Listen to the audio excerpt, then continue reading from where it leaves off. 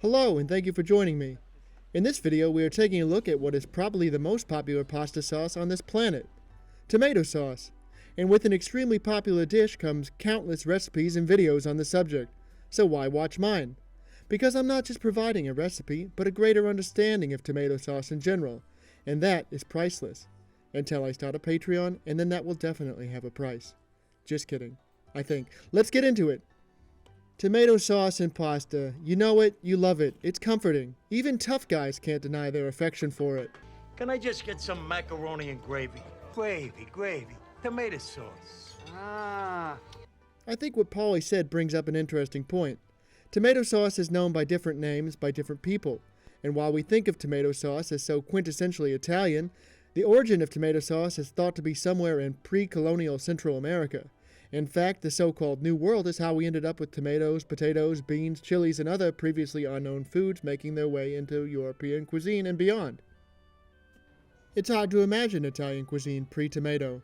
And that being said, while Italians have enjoyed tomatoes for centuries now, the sauce that comes to mind when we hear the words red sauce or marinara is very much an Italian-American concept. But enough history. So, today we are indeed looking at the version many of us think of when we think of tomato sauce, red sauce, or marinara. Simply delicious. And that's what I'm focusing on today. Simple. Because despite how easy it is to make a fantastic sauce, a lot of folks have a great misconception about tomato sauce and think that making it is some all-day process that has to be done somewhere off the Jersey Turnpike or it doesn't count. But no, simple is not a compromise. It is in fact the best choice. Let me show you. I'm making two versions. The classical version that is great any day of the year with ingredients every grocery store has, and a version for when the weather is hot and the garden is going strong. Let's get started with the classic first. What makes good tomato sauce is good tomatoes, right? Trouble is, tomato season doesn't last all year round. Most major grocery stores have fresh tomatoes all year, yes, but just like strawberries and any other very seasonal foods, they just don't taste great off season. That's because they get picked while they are not even ripe and then shipped with gas so they turn red by arrival. So do yourself a favor and go with canned tomatoes for your sauce. That might sound surprising. Canned food gets a bad rep, but tomatoes actually do very well in the canning process. Tomatoes for canning are picked and packed in their own juices at the height of their freshness. So I'm going with canned tomatoes today because I know these tomatoes from Italy got plenty of sun. And what kind of canned tomatoes, you might very well ask. Well, it depends on your budget. The fanciest brands can actually be pretty pricey and no doubt tasty, but I have great success with the brands in the medium price range. Besides, even the fancy brands are picked and packed mostly by machines.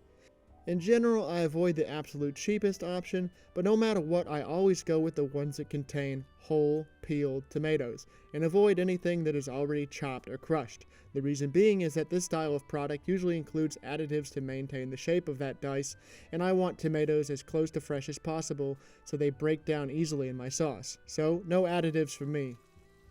I ended up mixing it up and going with a can of tomatoes from Multi, and another which is sort of the nicer house brand for the grocery store I was at. Okay, I know I've talked a lot already, but we are in the kitchen now and it's time to get into it. I've got my two standard cans of tomatoes, a small onion, a few garlic cloves, some salt, basil, and olive oil, and that's all we really need. For the onion, I'm just going to peel that and dice that small. You don't have to go as fine as me, but in my mind, the smaller the pieces, the quicker they give up their essence and the quicker we can keep things moving. For garlic, it's a personal choice, but don't feel like you have to go overboard. 2 to 3 cloves should be plenty. I'm just using my knife to slice those peeled cloves nice and thin, but you could also go Goodfellas style and use a razor blade. Either way, that's all the knife work we need to do. Piece of cake. Now get a heavy sauce pot on the stove, get it over medium heat, and give yourself a generous glug of a nice olive oil. Don't be cheap. Now, once that oil gets warm, we can go in with those onions we diced. Oh yeah, already the smell drifting up is killer. Now we don't really want any color on those onions, but we want them to cook long enough so they are soft so you can almost see through them. This can be tricky, so what I do is I just add a tiny splash of water and throw the lid on that pot and let them go for about 5 minutes. That little bit of water keeps the onions from browning, and it also speeds up the cooking time a bit. As those cook, let's get our tomatoes out of the can. Here are the two different brands side by side. On visuals alone, they look pretty much the same. Now we just want to crush those tomatoes up, and yeah, you could use a food processor or a blender, but I like to use my hands. Cooking is about feeling, and besides, I like the rustic texture of hand-crushed tomatoes. So, after 5 minutes, you can see how my onions have gone clear. They are sweet and tender with no browning. I've got nothing against caramelized onions, but in this context, all we want to do is showcase the taste of the tomatoes, not cover them up. And now for our garlic. In Lydia's style, just a pinch of pepperoncino. You might ask why now with the garlic and not earlier with the onions, and the reason is garlic cooks and releases its flavor much faster than onions and has a tendency to burn, especially thin like this. And once garlic browns, that flavor really takes over. So the garlic and chili really only need about 30 seconds to bloom. You can hear the sizzling, yet we see no color, so you know the heat is doing its job. And then it's time for those tomatoes.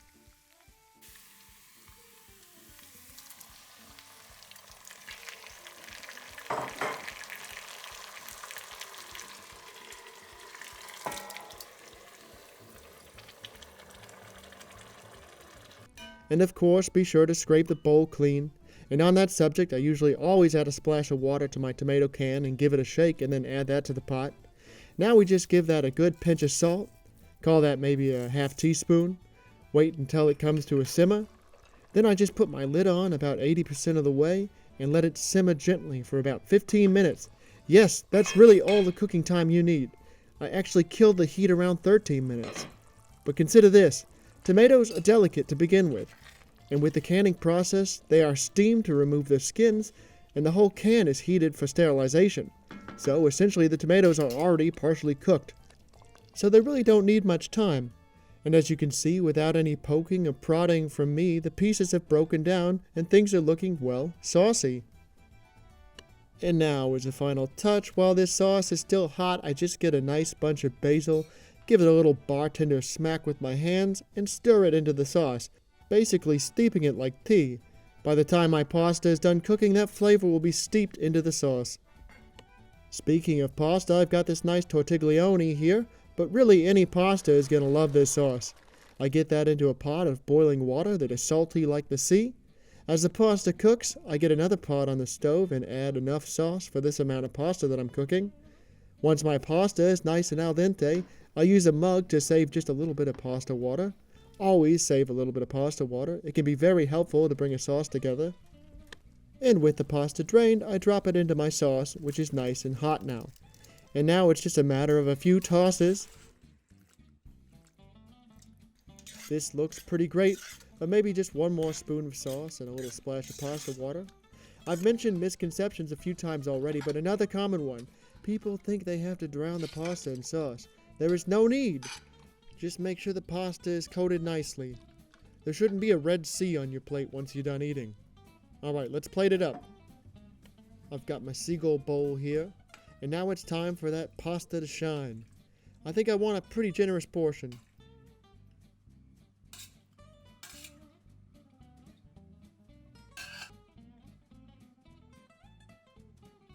That is looking wonderful already, but maybe we just give ourselves a little bit of cheese.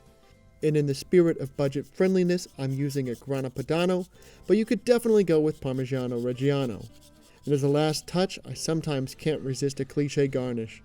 And maybe as a little final garnish, we give ourselves a cutlet of chicken parmesan. Oh! Dinner is served! So as you can see, this is ultimately a very simple process that came together quickly and relied on ingredients you can get in any grocery store, any day of the week. But we're not quite done yet.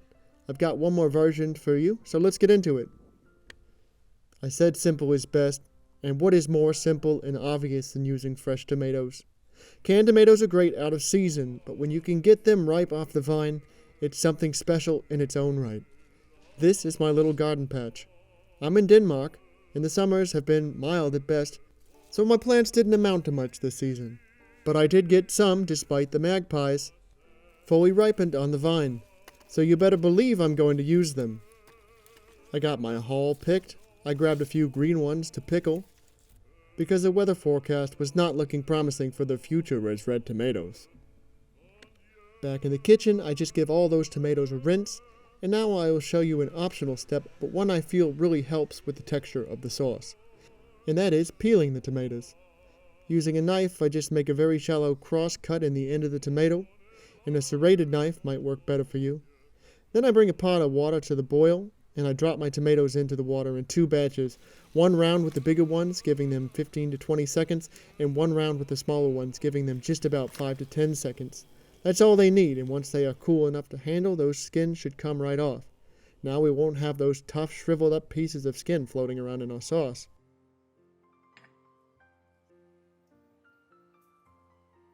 And now, just like with the canned tomatoes, I like to crush them with my hand, trying to avoid getting tomato juice everywhere, of course.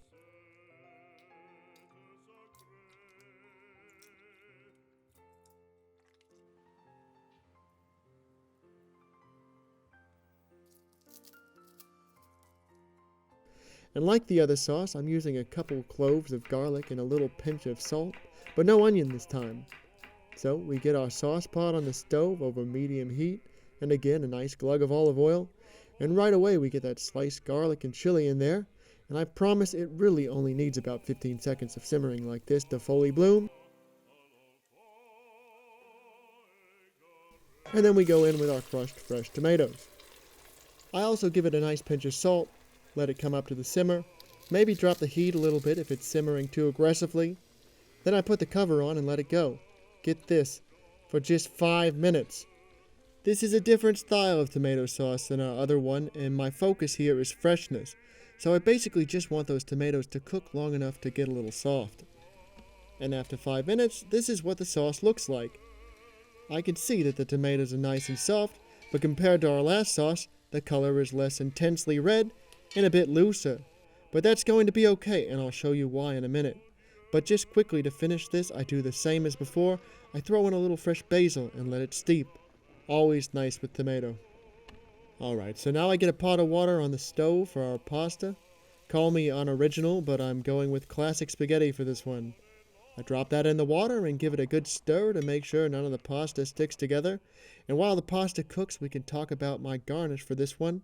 I wanted some cheese, and because fresh and light is the theme here, I chose to go with fresh mozzarella, and I just tear that into little shreds.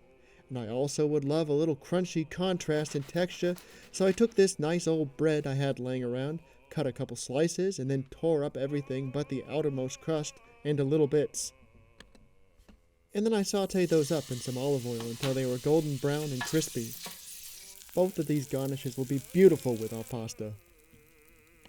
Speaking of which, checking in, our pasta is very al dente right now, and that's just where I want it, so I'm going to drain it.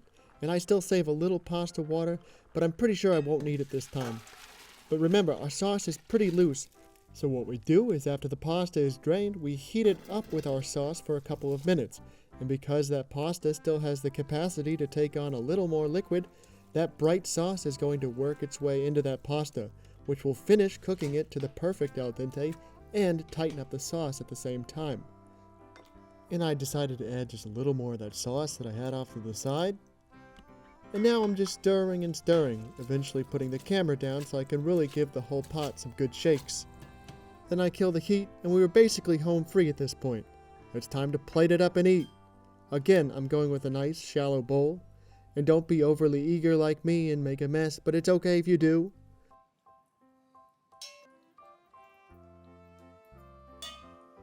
Look at that. It's not overly wet, yet our pasta is loose and not stodgy.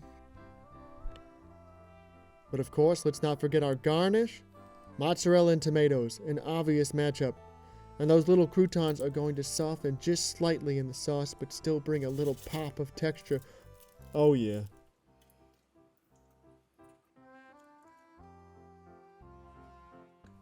I always feel a little weird about it, but let's go ahead and take a nice big bite of this for the camera.